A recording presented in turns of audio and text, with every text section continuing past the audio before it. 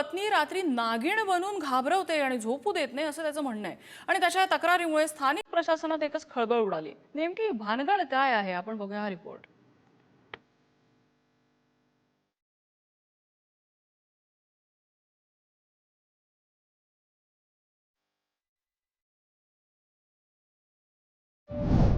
याचं नाव आहे मेराज।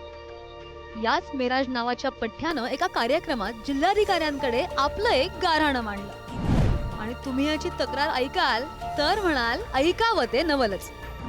मेराजची पत्नी नसीमून ही मानसिक दृष्ट्या अस्थिर असून ती रात्री नागिणीसारखं फुसफुसते आणि ज्यामुळे त्याला रात्रभर जागून काढावे लागते असा विचित्र आरोप या पठ्ठ्यानं केलाय। तो गेला स्थानिक पोलिसांकडे। मदत न मिळाल्यामुळे त्याने जिल्हा प्रशासनाकडे धाव घेतली।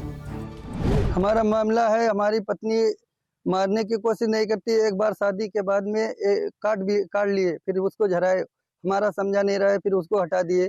फिर बाद में धीरे धीरे करके वो बहुत ज्यादा जो है वो करना शुरू किया। वो सरकार हमको उससे जो है जान बचाई जाए, जान बख्शी जाए। दरम्यान मेराजच्या पत्नीचा सुद्धा एक व्हिडिओ समोर आलाय ज्यात तिने आपला पती मेराज याचे सगळे आरोप फेटाळून लावले। पतीने दुसरं लग्न करण्याच्या हेतूनं हे सगळं नाटक रचल्याचा दावा सुद्धा त्याची पत्नी करते। मेराजने तक्रार तर केली आणि त्यानंतर लागली चौकशी। या असामान्य तक्रारीमुळे हैराण झालेल्या जिल्हाधिकारी अभिषेक आनंद यांनी महमूदाबाद पोलीस ठाण्याला त्वरित चौकशीचे निर्देश दिले। प्रकरणाचा तपास केला असता मेराजचे आरोप पूर्णपणे खोटे आणि निराधार असल्याचं सिद्ध झालंय। हा पती पत्नी मधला वैवाहिक वादाचा मामला असल्याचं सुद्धा या तपासामध्ये स्पष्ट झालंय। चौकशीमध्ये आरोप खोटे आढळले।